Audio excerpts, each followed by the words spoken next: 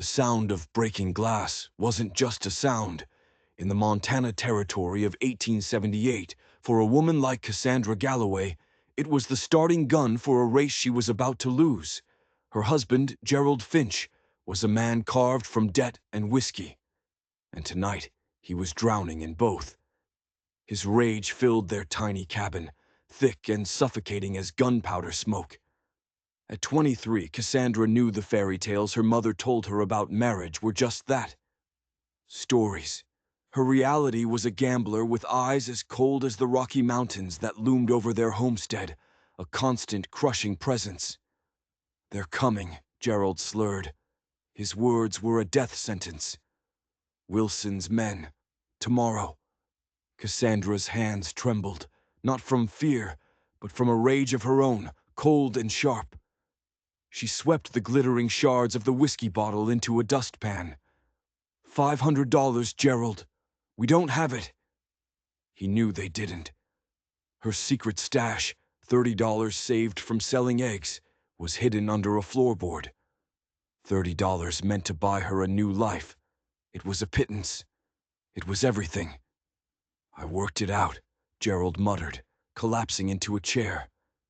A smile twisted his lips, a grotesque thing with no warmth, no light. "Wilson's foreman. Richardson. He's taken a shine to you."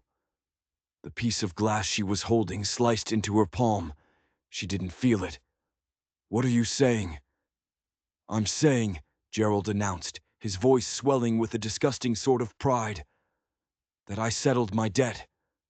He let the words hang in the air, savoring them.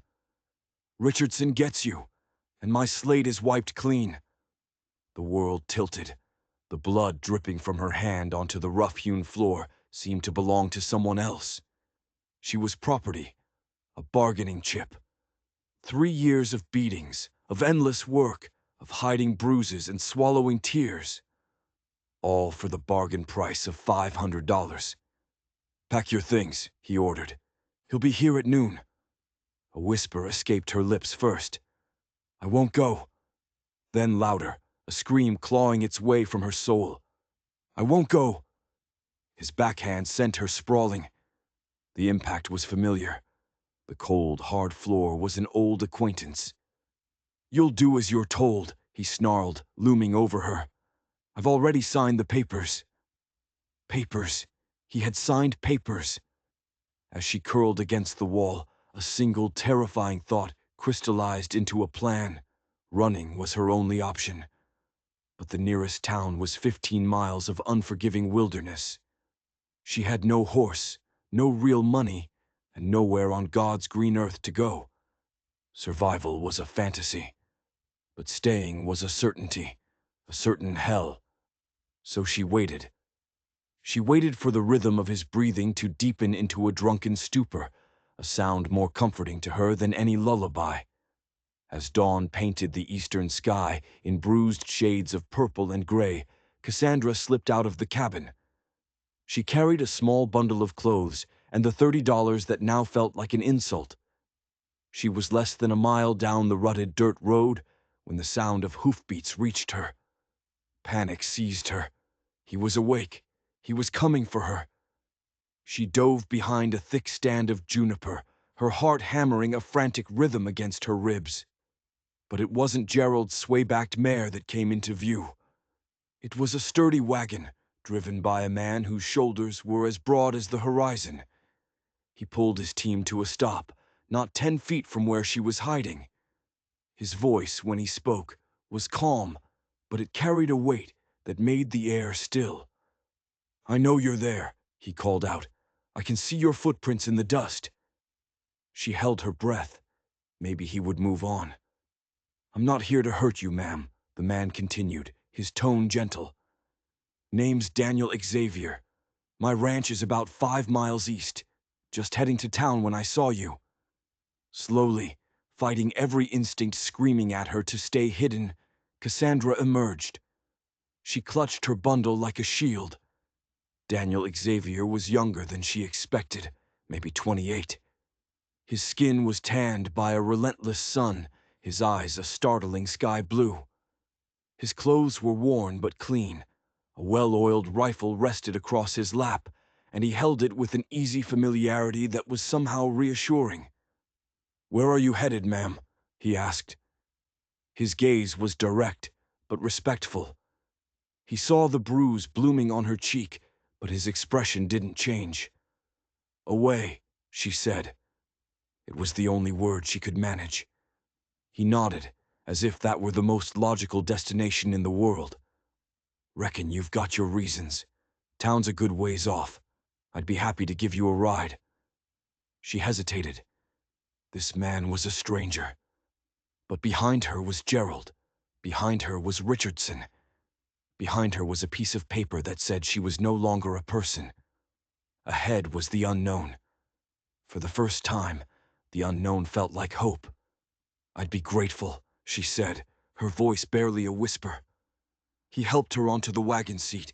His hands were calloused and strong, but his touch was careful.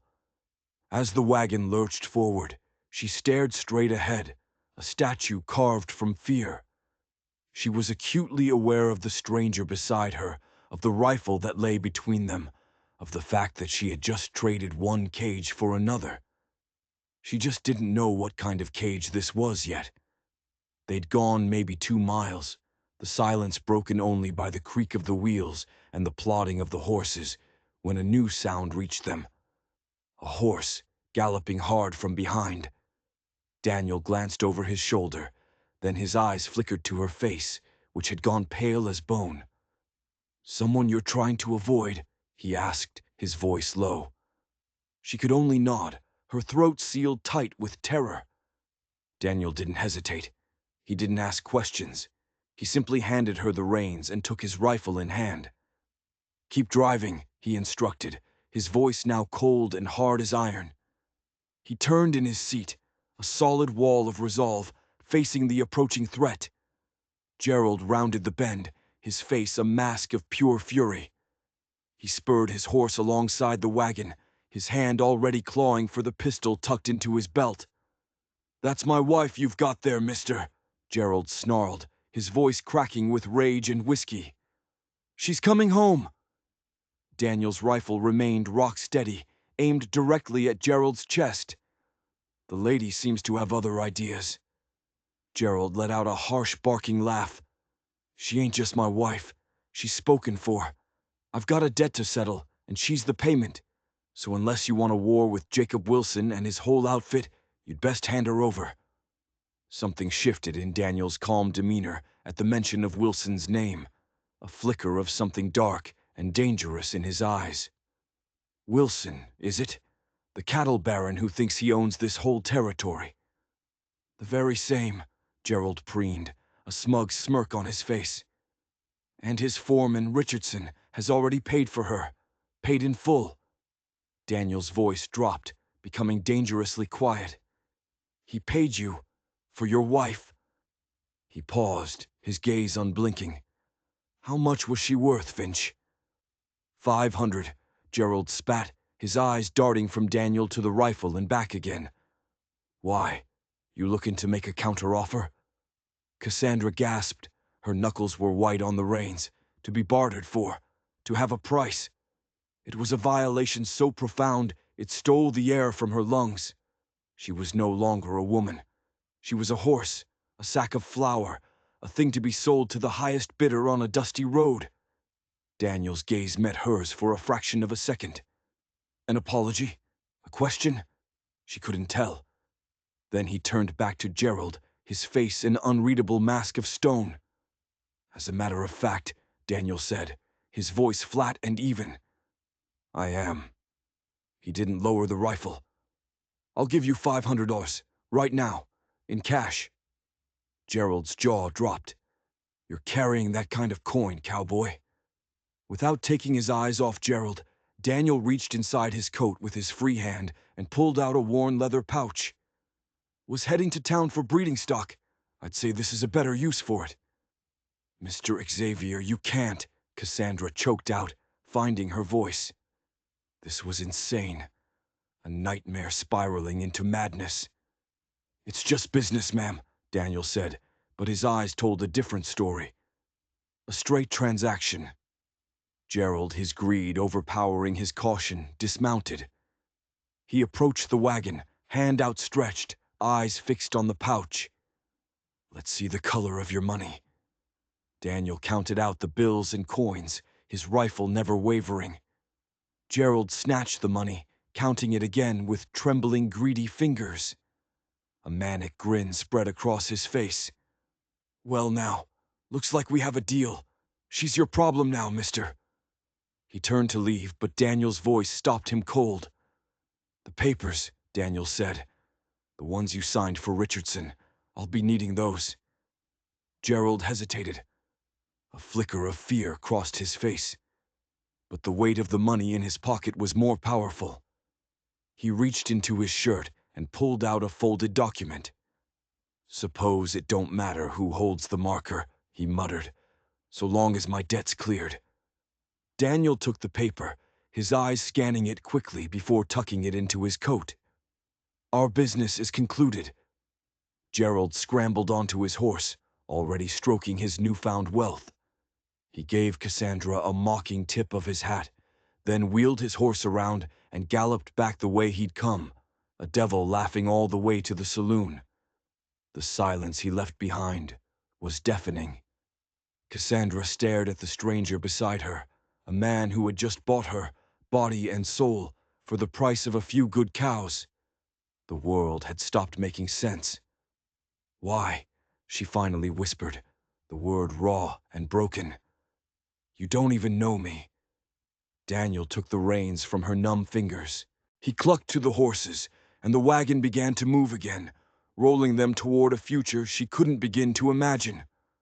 "No man has the right to sell another human being," he said, his eyes fixed on the road ahead. "Not a wife, not anyone. But $500.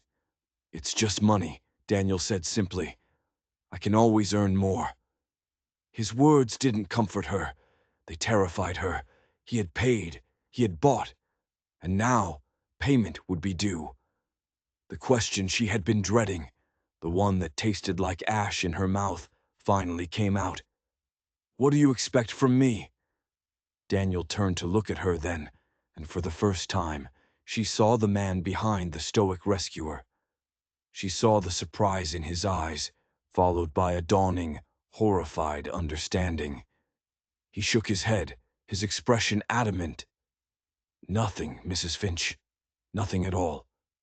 He reached into his coat, pulled out the folded paper Gerald had given him, and ripped it into a dozen pieces, letting the wind carry them away like bitter confetti. "As far as I'm concerned, that paper was worthless the second he signed it. My only intention is to take you to town. From there, you're free. Free to go wherever you please." Tears, hot and shameful, welled in her eyes.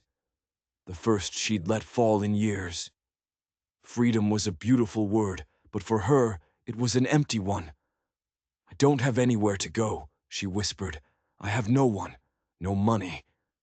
The $30 in her pocket felt like a cruel joke. Daniel drove on in silence for a long moment, the wagon wheels grinding over the stones in the road. He seemed to be wrestling with a thought. "I have a proposition for you," he said finally, his voice careful. "And it's nothing like what you're thinking. I need a housekeeper at my ranch. The pay is fair. You'd have your own cabin, a place to stay, at least until you figure out what you want to do next." She studied his profile, searching for the lie, the trap, the hidden cost. She saw nothing but a man with a square jaw and kind eyes, a man who had just spent a fortune to save a stranger and was now offering her a lifeline. She saw no deception. She saw only an impossible chance. Slowly she nodded. "I accept, Mr. Xavier. And thank you." His ranch, the Double X, was not a sprawling empire like Wilson's. It was a modest, hard-working place. The corrals were sturdy. The two-story log house was neat and well kept. Near the main house stood a smaller cabin, a thin curl of smoke rising from its stone chimney. It looked peaceful. It looked safe. As Daniel helped her down from the wagon, An older woman with a face like a weathered map came out of the main house, wiping her hands on an apron. "Martha," Daniel called out. "This is Mrs. Finch. She'll be taking over as housekeeper." The woman, Martha, looked Cassandra up and down. Her eyes were sharp, missing nothing. Not the bruise, not the torn dress, not the terror still clinging to her like a shroud. But her smile was surprisingly warm. "About time," Martha said, her voice raspy. "I've been telling this boy for years. I'm too old to be cooking and cleaning for him and 5 hungry ranch hands." She extended a flour-dusted hand. "Welcome, child. Let's get you settled." But as Cassandra took her hand, she saw something in the old woman's eyes. It was more than welcome. It was a deep, knowing pity.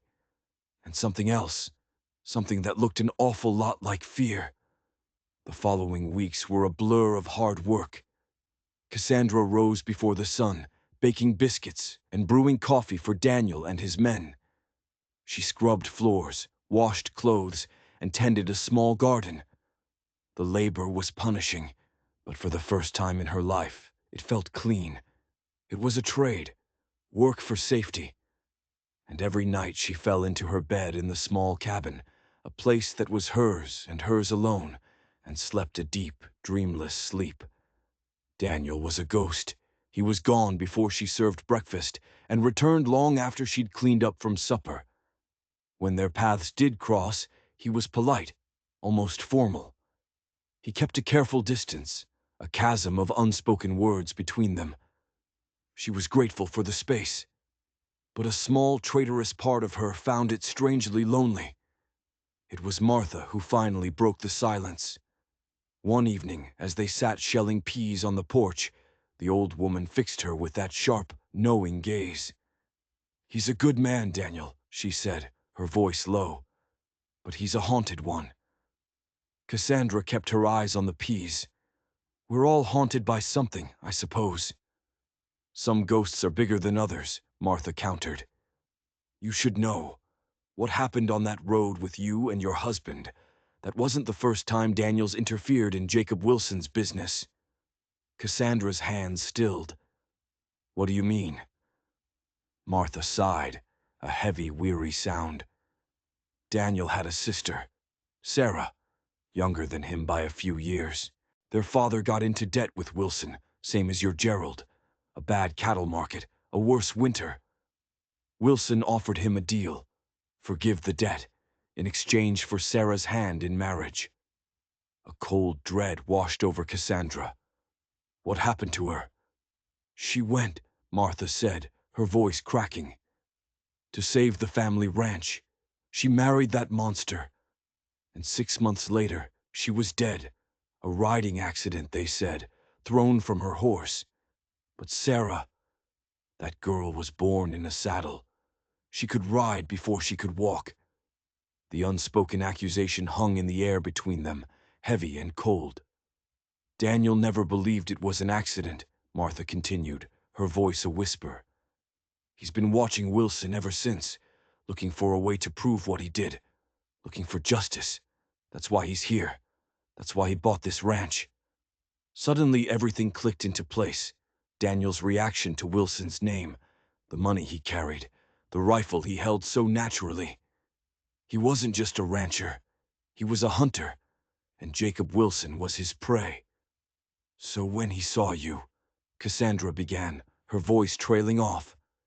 "He saw his sister," Martha finished for her. "He saw a chance to do for you what he couldn't do for Sarah. It wasn't just about you, child. It was about redemption." The revelation shook Cassandra to her core. Her rescue wasn't an act of random kindness. It was an act of vengeance.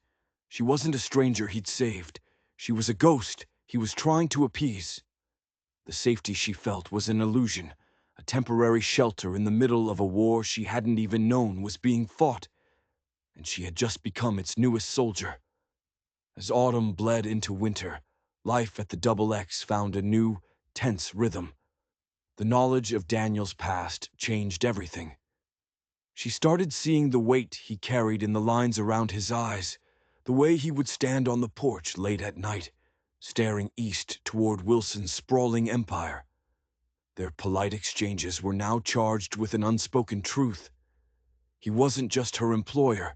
He was a man on a mission, and she was living proof of his enemy's evil. He started finding reasons to talk to her. A question about supplies, an offer to chop more firewood. Small kindnesses that felt like admissions. He was slowly, cautiously, letting her in. Their conversations deepened, shifting from the weather to books, to dreams, to the raw, unspoken grief that connected them.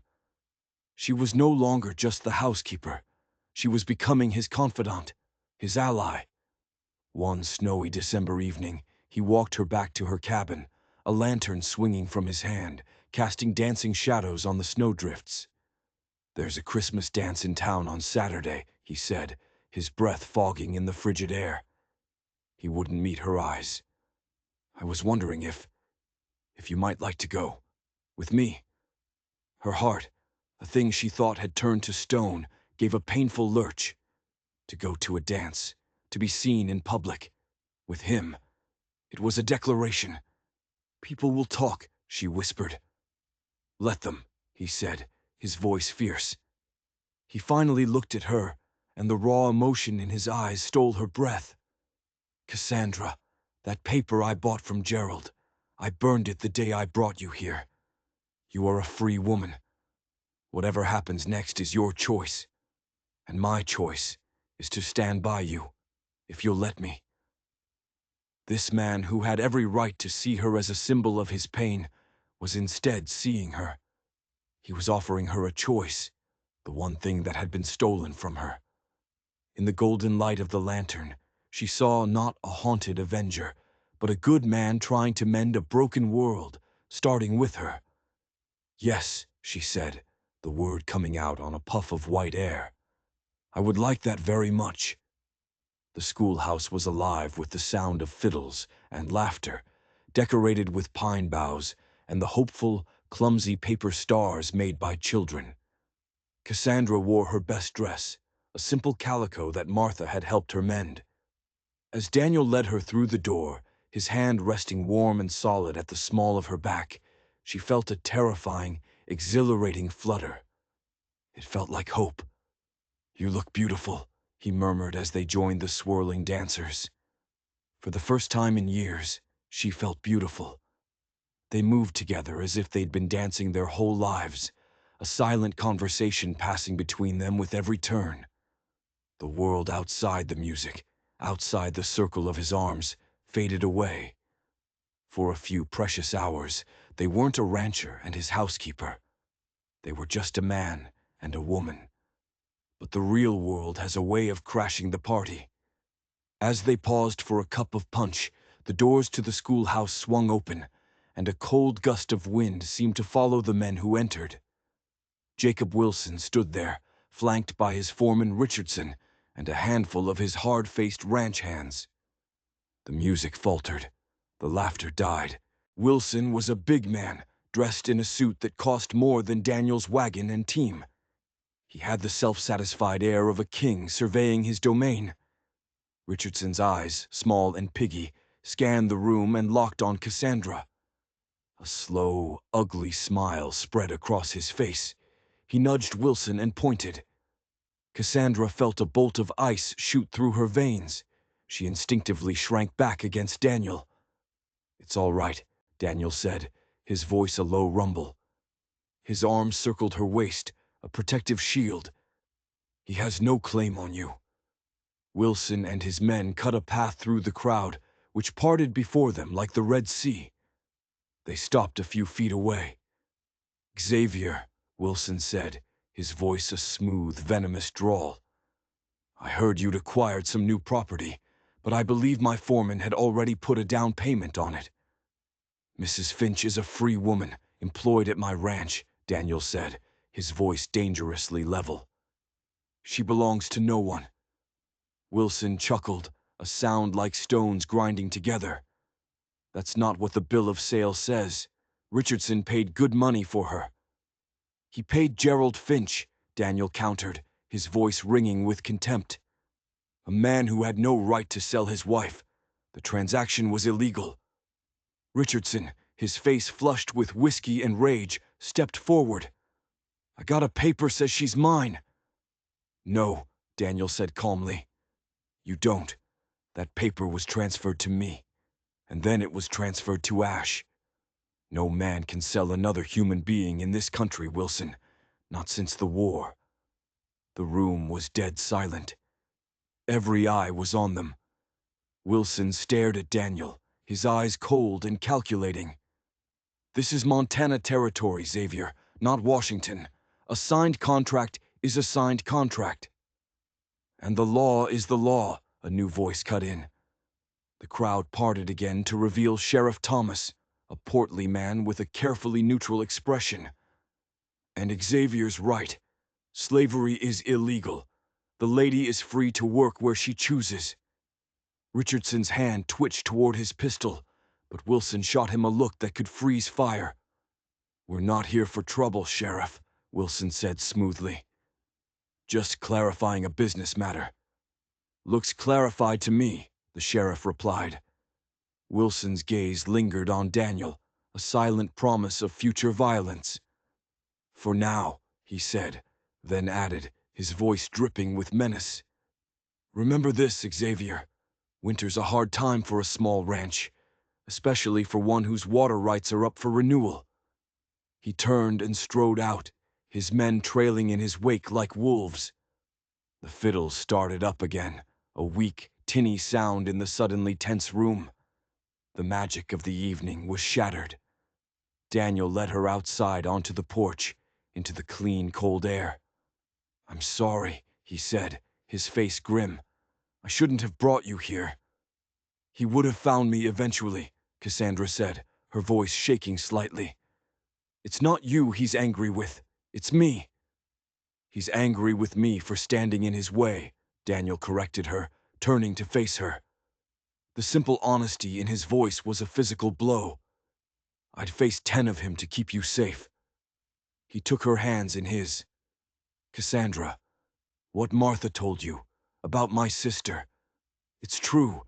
I came here for revenge. I won't lie to you about that. But what I feel for you, it has nothing to do with her. It's about you, your strength, your courage." Tears she didn't know she had left to cry pricked at her eyes. "I know it's too soon," he said, his voice thick with emotion. "But I want you to know, if you're ever ready, I would be honored to court you.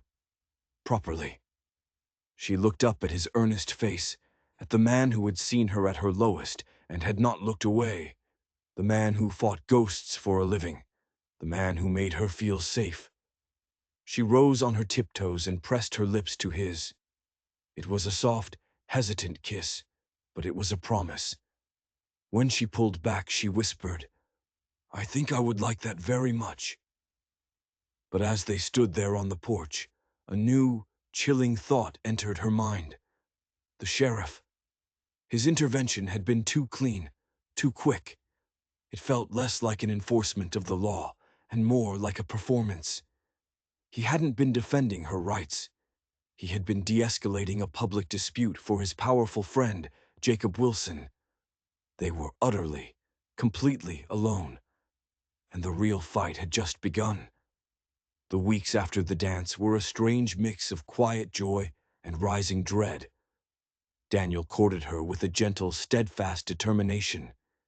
He brought her wildflowers he found on his rides, a book of poetry he'd ordered from back east.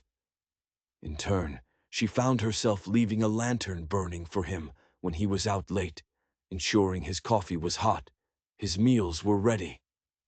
It was a silent language of care, a fragile fortress they were building against the storm they both knew was coming, and the storm came. It started not with a bang, but with a trickle. The creek that watered Daniel's pastures, the lifeblood of the Double X, began to shrink. Within a week, it was nothing more than a muddy ditch. Wilson had made good on his threat. He had dammed the creek upstream on his property, choking the life from Daniel's land. "He's trying to drive you out," Cassandra said, standing beside Daniel on the cracked, dry earth of the creek bed. This is because of me. This is because of him, Daniel said, his jaw tight. He's been pulling this trick on smaller ranchers for years. This is how he breaks them. This is how he buys their land for pennies on the dollar. He looked at her, his blue eyes hard as agates. But he's not breaking me. Daniel rode into town with his legal deeds, papers that proved his water rights. He returned that evening with a split lip and a fresh bruise high on his cheekbone. Wilson's men were waiting for me outside the sheriff's office, he explained as she cleaned the cut. The sheriff just watched from his window, said it was a private dispute. This isn't worth it, Daniel, she pleaded, her touch gentle on his bruised skin. We could leave, go somewhere else, start over. He caught her hand, holding it to his face. This land was my father's. It's all I have left of him. Running isn't an option.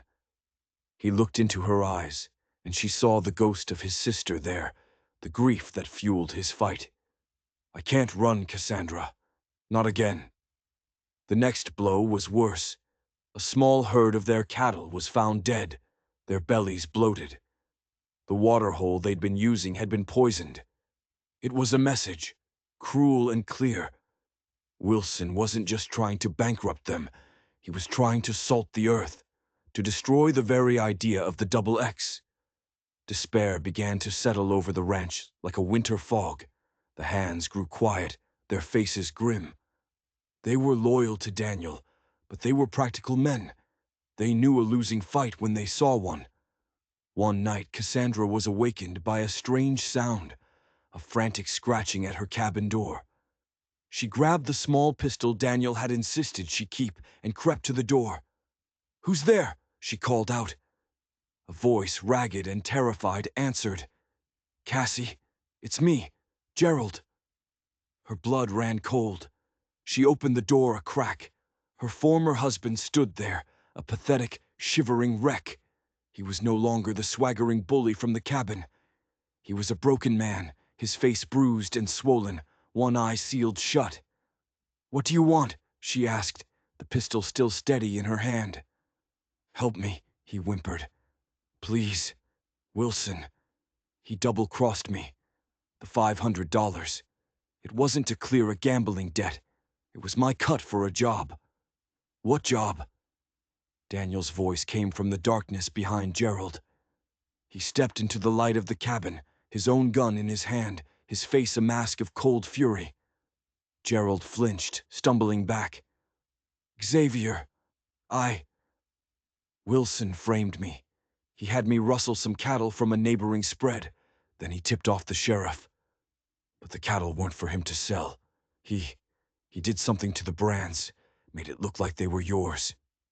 The trap was horrifying in its brilliance. Wilson wasn't just trying to ruin Daniel. He was trying to turn him into a criminal, to have the law do his dirty work for him. "Why are you here, Finch?" Daniel asked, his voice dangerously low. "'Cause he's gonna kill me," Gerald sobbed. "I know too much. I was supposed to leave the territory, but I lost the money playing poker. Wilson's men found me.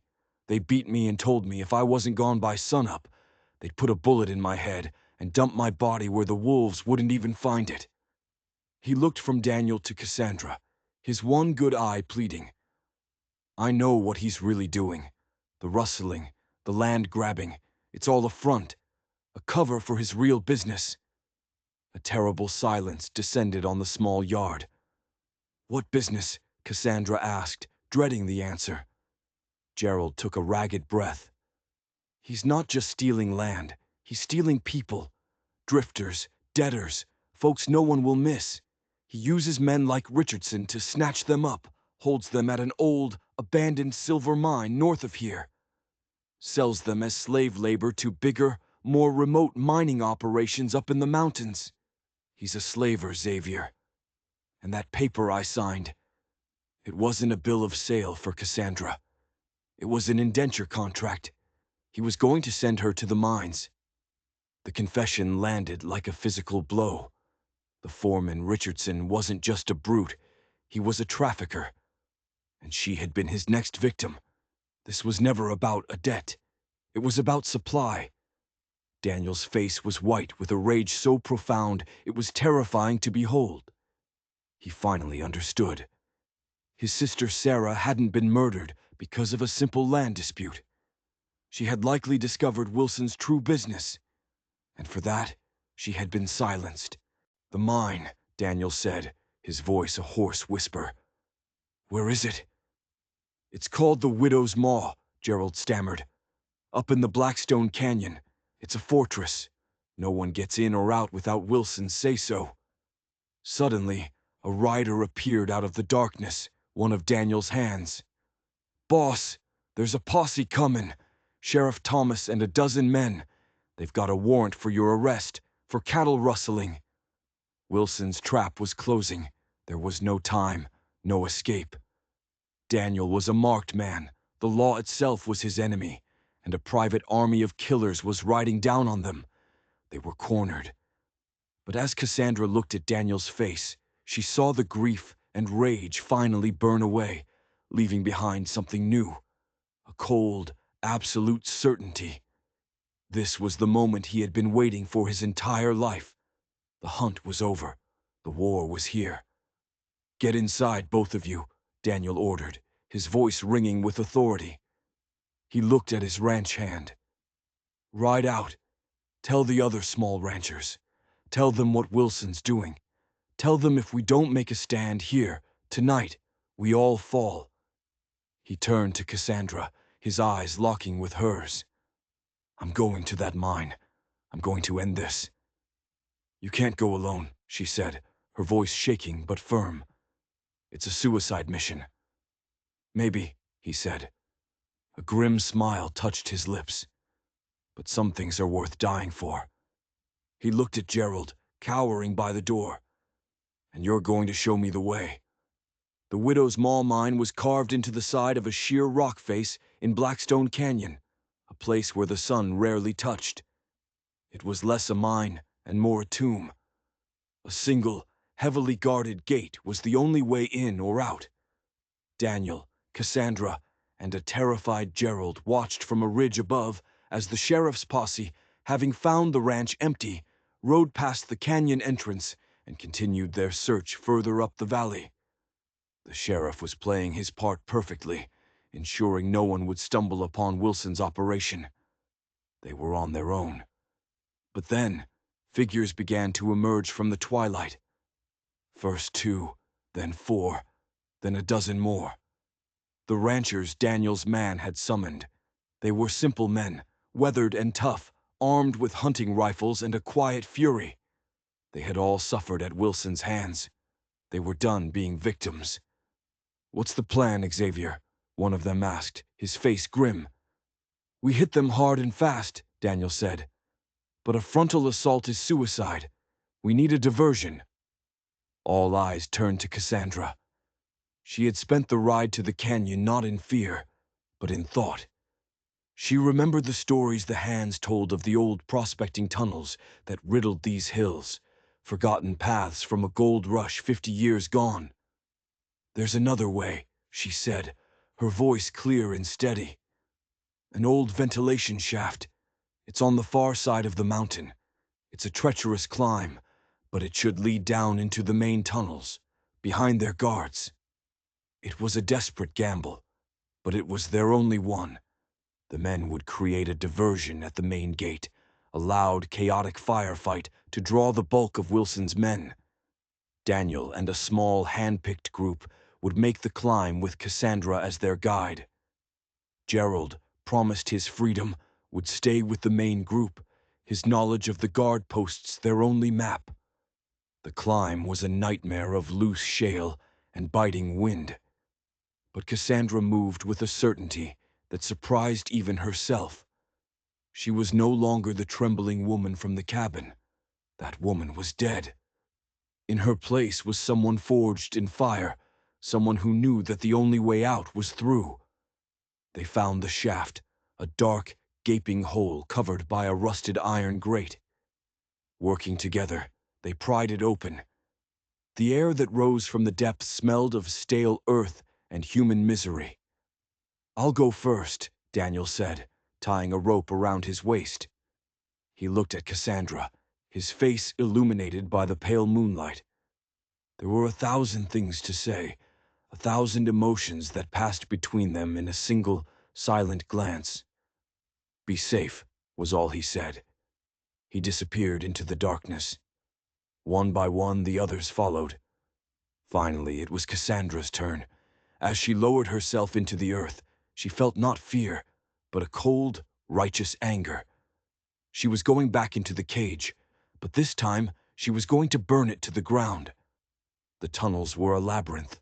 The sound of the firefight at the main gate echoed faintly, a distant drumbeat counting down their final moments. They moved like ghosts, following the map drawn from Gerald's terrified memories. They passed rough-hewn cells carved into the rock, and through the bars they saw the blank, hopeless faces of the prisoners. This was Wilson's secret harvest. They found the main cavern, where Richardson was directing a group of new prisoners, their hands bound, toward a deeper tunnel. A small, powerfully built man with a ledger in his hand stood beside him, Jacob Wilson himself. "Get them ready for transport," Wilson ordered. "The buyers will be here before dawn." This was it, the heart of the operation. Daniel gave the signal. The attack was brutal and swift. Gunshots erupted in the enclosed space, a deafening cacophony of violence. Wilson and Richardson were caught completely by surprise. The ranchers, fighting with the fury of desperate men, overwhelmed the guards. In the chaos, Cassandra saw Wilson trying to slip away down a side tunnel. She didn't hesitate. She ran after him, her small pistol clutched in her hand. He was bigger, stronger, but she was faster. She cornered him in a dead-end passage. He turned, a snarl on his face, a derringer appearing in his hand. "You," he spat, "the $500 girl, you've caused me more trouble than you're worth." "My name is Cassandra," she said, her voice ringing off the stone walls. Her hand was steady. Her aim was true. "And my price is much, much higher." Before he could raise his pistol, a single shot echoed in the tunnel. Not from her gun. Sheriff Thomas stood at the entrance to the passage, his own pistol smoking. Wilson looked down at the red stain spreading across his chest, his eyes wide with shocked betrayal. "You," Wilson gasped. "Business is business, Jacob," the sheriff said, his voice cold. "And your business just became a liability." He raised his pistol again to finish the job, but another shot rang out. The sheriff cried out, his gun clattering to the floor as he clutched a shattered shoulder. Daniel stood behind him, his own gun leveled. "The law's finally arrived, Thomas," Daniel said, his voice dripping with ice. "Just not the version you were expecting." Back in the main cavern, the fight was over. Richardson was down, captured by the ranchers. As Cassandra stepped out of the tunnel, she saw a small, leather-bound ledger lying on the ground where Wilson had dropped it. She picked it up. She opened it. The pages were filled with names, dates, and prices, a meticulous record of human trafficking. Her eyes scanned the list of souls Wilson had stolen, and then she saw it. Near the bottom of a page, a name written in elegant script, Sarah Xavier. Beside it, a date from years ago, and a price. And just below it, a fresh entry, waiting for a final confirmation, Cassandra Finch. She looked up at Daniel, who was securing Richardson's bonds. He was alive. He was safe. He had won. She walked over to him, the open ledger in her hand. She didn't have to say a word. He saw his sister's name, and a lifetime of pain, anger, and grief washed over his face. He finally had it. Not just revenge, not just justice. He had the truth. With Wilson and the sheriff captured, and the ledger as undeniable proof, the federal marshals descended on the territory. Wilson's empire of fear crumbled to dust. The prisoners from the widow's maw were freed, their stories a horrifying testament to the evil that had festered in the mountains for years. Richardson, the sheriff, and their men were bound for the gallows. In the aftermath, as the dust settled, the Double X Ranch became a haven. Martha and Cassandra cared for the newly freed, offering them food, shelter, and a path to a new life. Daniel, his ghosts finally laid to rest, worked tirelessly to help the other ranchers rebuild, his leadership forging a new community built on cooperation, not fear. One warm evening in early summer, Daniel asked Cassandra to ride with him. He took her to a high meadow overlooking the entire valley, a place carpeted in wildflowers. "I used to come up here to think about my sister," he said, his voice quiet, "to plan my revenge. But now, when I look out at this land, all I can think about is the future." He turned to her and took a small carved wooden box from his pocket. "I know what marriage was for you," he said, his voice thick with an emotion he didn't try to hide. "It was a prison. I would never ask you to enter a cage again. But Cassandra Galloway, I love you, and I want to spend the rest of my life with you, as your husband if you'll have me, or just as the man by your side. The choice, as always, is yours." He opened the box. Inside was a simple gold band, set with a single, small sapphire the color of his eyes. "It was my mother's," he whispered. Tears streamed down her face, but for the first time in her life, they were tears of pure, unadulterated joy. This man, who had bought her freedom, who had fought a war for her, was now offering her the one thing that truly mattered. A choice, freely given. "Daniel Xavier," she said, her voice clear and strong, "I would be honored to be your wife, not because of any paper, not because of any debt, but because I choose you, freely, completely." The joy on his face was like the sunrise. He slipped the ring onto her finger, a perfect fit. He gathered her into his arms, and his kiss was a promise of 1,000 tomorrows, a future they would build together, not as a master and his property, or even a savior and his rescued, but as partners, equals. Their journey had started with a price tag, a transaction made in desperation and greed. But it had ended here, in a meadow of wildflowers, with a currency that truly mattered. A love that had been earned, a freedom that had been fought for, and a future that was, finally, priceless. What do you think? Was Daniel right to take the law into his own hands? Let us know in the comments below. And if you enjoyed this story of justice in the Old West, don't forget to like and subscribe for more.